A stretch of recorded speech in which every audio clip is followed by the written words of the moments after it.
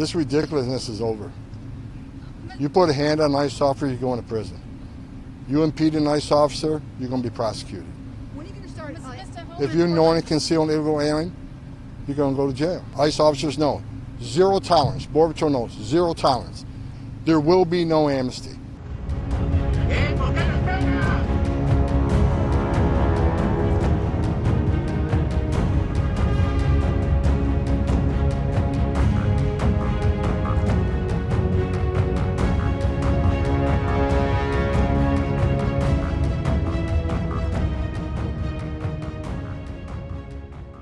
We just passed a big, beautiful bill. We need more beds. Governor DeSantis came up with some beds pretty quickly. We're looking to get 100,000 beds, and the more beds we get, the more bad guys we can take off the street. Every criminal alien we arrest on the street, before we deport them, they need a bed because it takes several days, several weeks, several months to actually remove them. So we need more beds. We're bringing beds on quickly as possible. I think Governor DeSantis came up with a good model. And I'm not familiar with the cost. That's a question for ICE, but we're looking for beds, and I hope we get more beds on soon. We need the beds. I'm sorry, I said Alligator Alcatraz. I meant Alcatraz, the reopening of Alcatraz, the original off the coast. Well, look, I think they're looking at it. I don't think any decision has been made yet. They've looked at the cost of it, but I'm not in the loop on that. But again, we're looking for any available bed space we can get that meet the detention standards that we're accustomed to. Beds are important. Last week, I woke up one morning, we had less than 200 beds.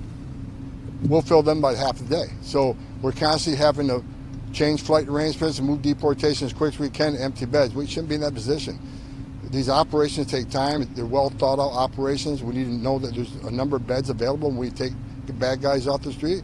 So we need to bring beds on as quick as possible, and that's exactly what we're doing. What's the plans to continue major enforcement pushes within sanctuary cities and states? Well, the president made it clear we're going to focus on sanctuary cities, make them priority. And why is that? Because we know they're a problem.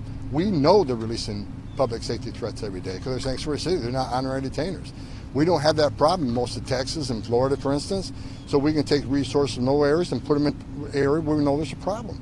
So I've said for weeks, we're going to flood the zone in sanctuary cities.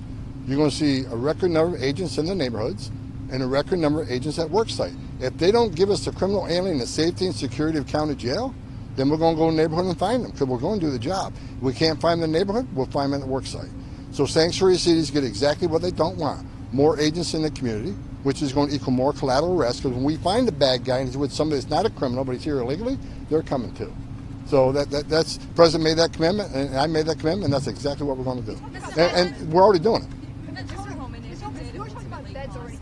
If it did ultimately cost $2 billion to renovate Alcatraz, is that a figure that you're comfortable with? I'd have to see how many beds come out of that number, and what's the length of stay that facility is going to do. We got short-term bed facilities, we got long-term bed facilities. So unless I have that information, I can't even give you a guess. Would you rather see other states do things like Alligator Alcatraz instead of this big? I know the secretaries are working with other states to do that, to bring on beds quickly that meet our detention standards. Look, I think states have a responsibility too. What the Biden administration did for 4 years, releasing all these people into the country not properly vetted, becomes a state problem. Look, all the traffic you saw in the last 4 years coming through Texas, 97% of it didn't stay in Texas and went all over the country.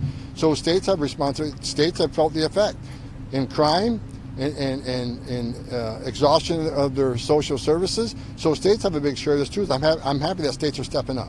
Mr. Homan, as far as beds are concerned, what kind of number do you have right now as far as beds are concerned? How many, and what's the timeline to get to 100,000 beds? Quick as possible. I don't have a timeline. We got a lot of contracts being reviewed, but the faster we get the beds, the more people we can take off the street. How many beds do you have right now? Right around 60,000. Mr. Homan, people who've Go ahead. Pardon me? What penalties should someone who assaulted an ICE officer face? That's a felony. You should go to prison. President Trump made that clear the other day.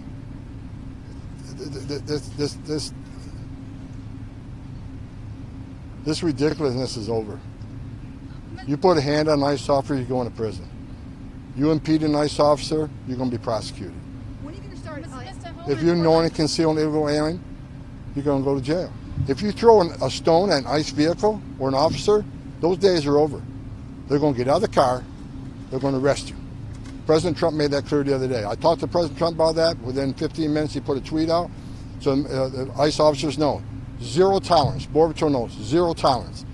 Mr. Homan, two questions. One is there are a lot of Australians who, and I've spoken to many in that community. I'm not Australian, I'm a US citizen from New Zealand originally, but they're genuinely scared. Australians drink a lot. A few of them have DUIs. They're here illegally. They've paid off their fines. They've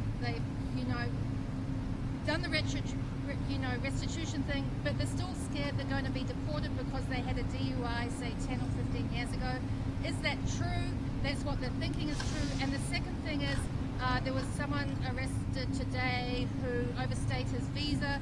Do you think that it's wrong to overstay a visa? I understand that, but do you think if they have committed no criminal offences, they should be penalised the same in these harsh deportations? If you're here in violation of the law, you're going to be held accountable.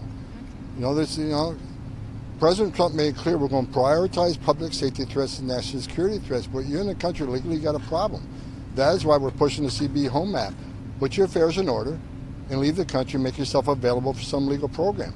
But if you commit a crime, you violate your status here, that's on you. You violate the law, you're going to be held accountable. What about these Aussies with DUIs? As far as enforcement against Over 10,000 people die a year from DUI. That's a serious crime.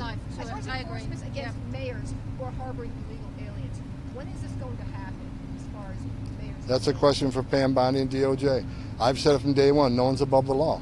If you knowingly and harbor, conceal an illegal alien from ICE, that is a felony. If you impede ICE officers doing their job, that is a felony. That's a question for DOJ. I've asked DOJ to look at a few cases, and they're looking at them, so I'll just leave it at that. That's a question from Pam Bondi. When do you expect the president to actually announce the specifics of the exemptions for deportations for foreign workers? Look, there's discussions going on. I'm not going to get ahead of the president on that. But I will say this, because I've read a lot of news stories that are inaccurate. There will be no amnesty. There are people talking about, we talk about policies every day, strategies every day. That is one of the discussions. Not getting ahead of the president, we'll see what happens. Are you concerned about the amnesty provisions in Congressman Salazar's bill? There will be no, the president will not approve any amnesty. Proposals similar to alligator Alcatraz. Which states and how many are you getting? We don't have an agreement yet, so I'm not going to give anybody any credit until we got an agreement. What's happening with golden cards?